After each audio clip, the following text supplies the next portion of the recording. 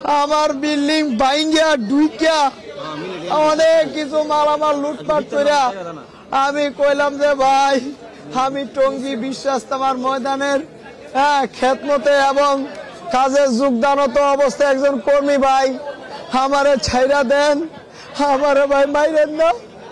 আমার একজন লোক আছিল মরে গেছে, আমার মরে গেছে ভাই।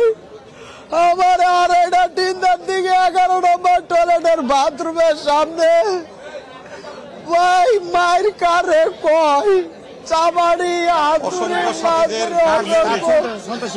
সাতপন্থী সন্ত্রাসীরা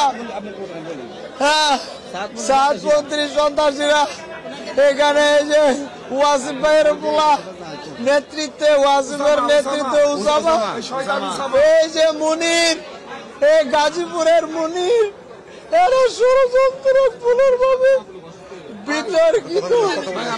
বিতর্কিত ভাবে ভাই 2:30টার দিকে 3টার দিকে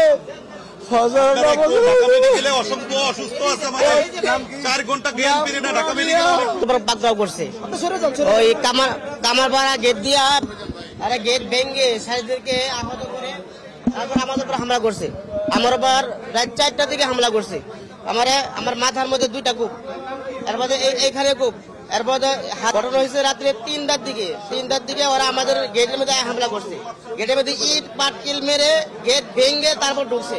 2 খাস সারিদের উপর হামলা করছে, সাইদেরকে মারছে। অনেক লাশ নদীতে এরা বাসায় এনেছে। আর আমাকে 10-12 জন মারতে মারতে আমার অবস্থা, আমার হুঁশ জ্ঞান ছিল না। ওই যে এই ভাই ইলিয়াস ভাই আমার রক্ষা কইরা আমার হাসপাতালে নিয়ে গেছে। আর আমাদের অনেক সাথী আহত।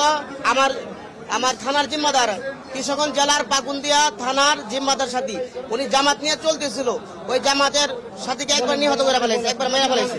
নওয়াজবিন সাদের ভাড়াটে সন্ত্রাসী লোকেরা, এরা যুবলীগের এখানে লোক আছে, এখানে আওয়ামী লীগের লোক আছে, এরা বড় বড় হাতুড়ি নিয়ে আসছে, ছুরি নিয়ে আসছে। আমার জিম্মাদার সাথী ভাইকে ছুরিতে পাড়ায় মারছে।